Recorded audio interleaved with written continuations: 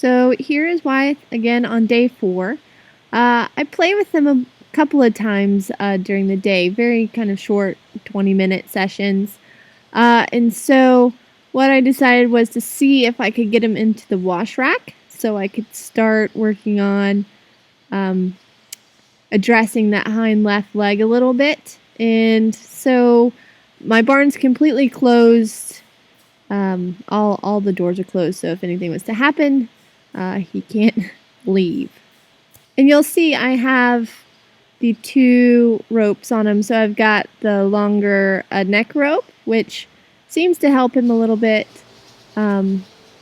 He responds pretty softly to it. And then here, I was letting him sniff around, and then he wanted to go back to his stall, so I had to try to make sure I held him. And then he was pretty good. But again, I have the neck rope and then the halter, just because, again, he can be softer sometimes to the neck rope, so I tried to do what's softest for the horse. So now, working on getting him comfortable in the wash rack. Just trying to let him have the time. And then I ask again. So kind of in those beginning steps when I started to teach him by pushing my hand forward is kind of the cue to walk forward. So I'm going to give him a little rub and let him take some time here. Really trying to let him investigate and using the curiosity to my advantage a little bit. And again, it's just trying to let them see and get comfortable. You'll see I'm going to lift my hand here, try and make myself a little bigger so he doesn't just want to run out. It's easy to get them to walk in, but sometimes they can spin and run right out. So trying to let him sniff and investigate. And then when I come to about the center, that's when he says, okay, let's go back to where I'm comfortable, which was back towards his stall. So now we're going to try to walk back in. Again, I try to aim towards the first wall on the right. Give him a rub.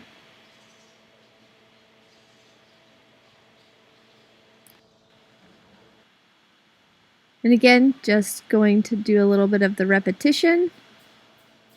Then I ask him to take the step forward. Really trying to come deeper into the corner of the wash rack. It's really good. He's putting his head down. He's really trying to think it through. So again, trying to bring him into the other corner.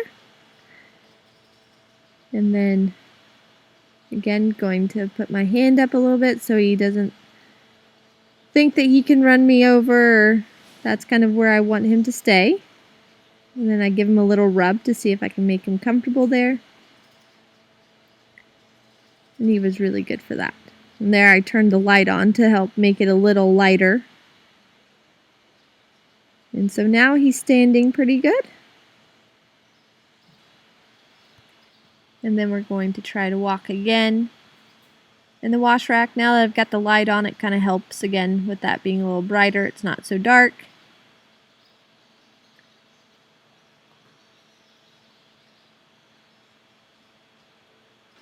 There we go. He kind of wanted to stay closer to the front. But again, I was able to get him to circle, and that was okay. So now I'm going to grab the cross tie and start to work introducing him to the cross tie.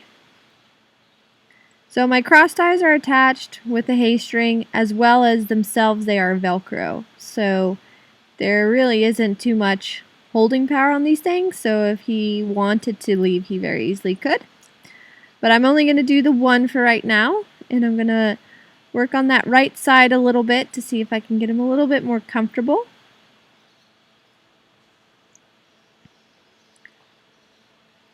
He's handling that really well. So again, I only put the one side on in case anything's to happen, and I can kind of help him address it a little bit. Give him a little bit of a rub.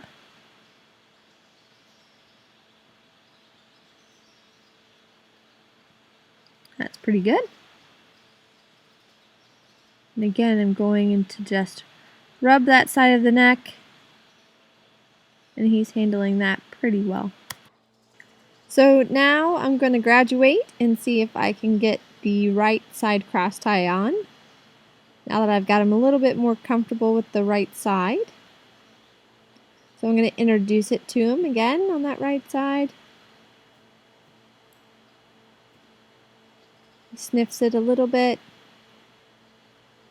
but he's handling it pretty well. Then I'm just going to give him a minute and kind of step back.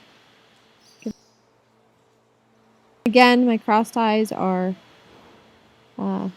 hay-string and Velcro, and my barn's enclosed. So, but I kind of took the opportunity while he was willing to stand there to go clean his stall real quick, so it could be nice and clean, and then came back. So it was a good little break for him. And then picked up the ropes again. And now I'm going to introduce him to the brush to see if I can work on his mane a little bit. Kind of introduce it to him first and then see if he'll let me move towards it. So that motion. And again, anytime he's worried, I kind of let him sniff it again. And then go back. So they're little approach and retreats. Now I'm going to head to the right side. Introduce it to the right eye. So again, each eye is a little bit different side of the brain. And then I go back to his forelock a little bit. He's got actually a ton of mats right up like by his ear and then in his mane as well. So I'm going to try to see if I can get those out and make him feel a little bit better. So to help me a little bit more, I'm going to grab a detangler that I have. So I'm going to introduce it again just like I did the brush. I'm going to let him sniff it.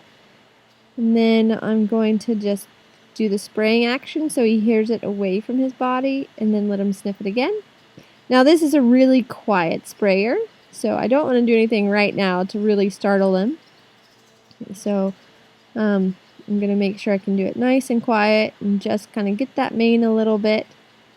And he handled that pretty well. So now I'm going to go to this side. Introduce it again.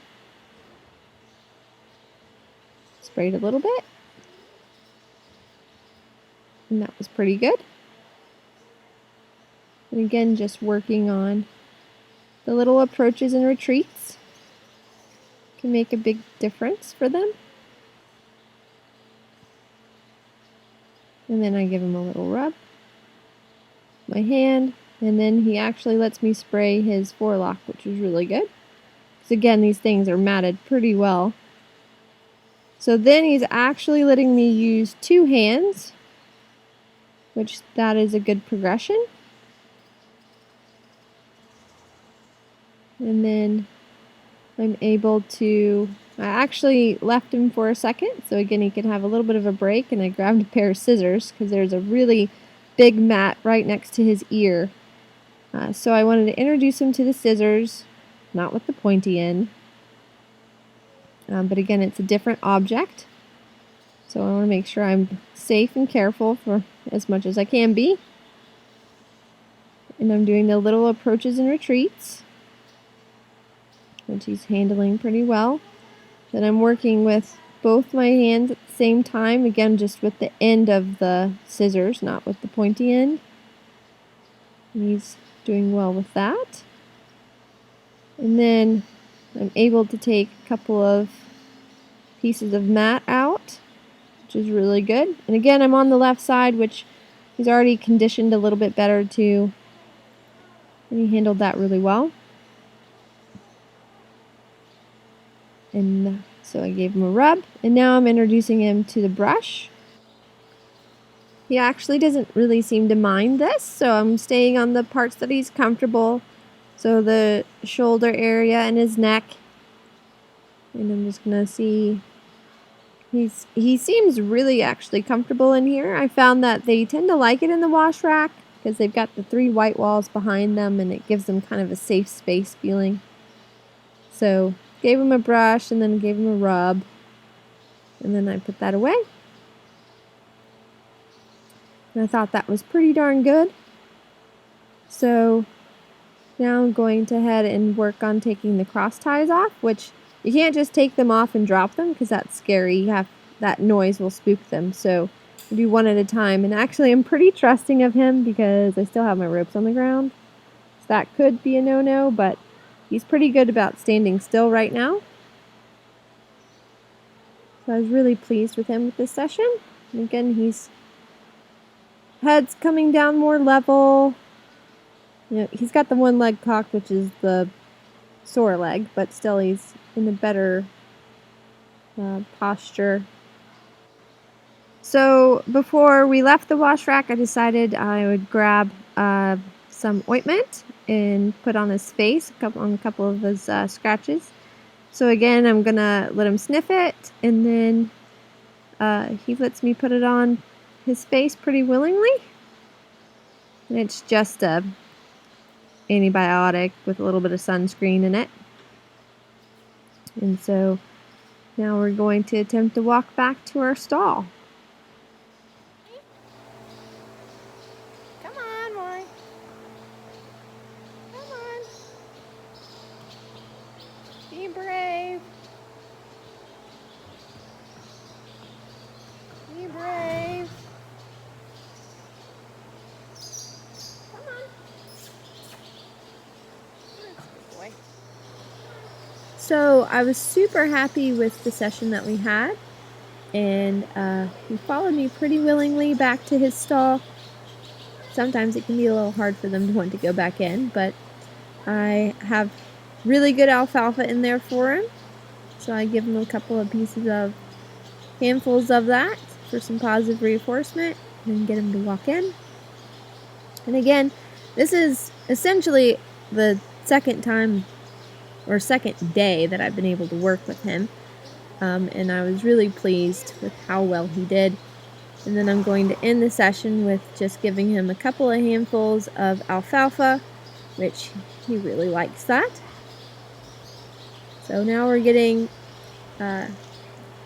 even closer to being able to kind of diagnose that leg, and getting him more comfortable with just the daily routine. And the more I can get them in and out of the stall, the more I can clean the stall, and we can move towards getting them to gain weight and become happy horses.